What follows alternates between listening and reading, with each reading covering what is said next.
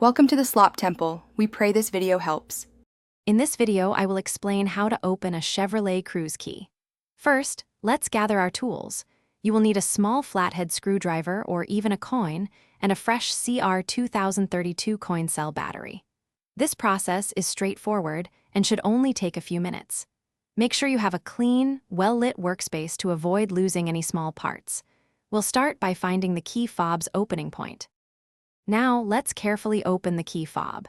Take your small flathead screwdriver or coin and insert it into the small slot you located on the side. Gently twist the tool. You should hear a slight click as the two halves of the key fob begin to separate.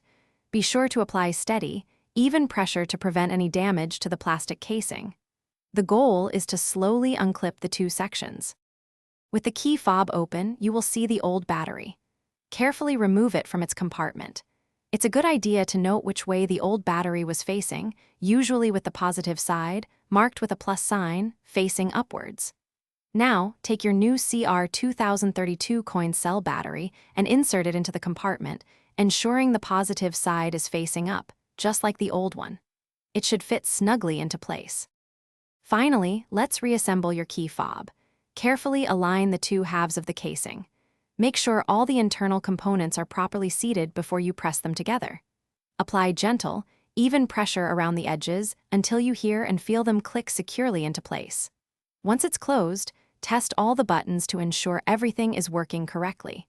You've successfully opened and reassembled your Chevrolet Cruze key fob. Thanks for watching. Consider subscribing if we helped you.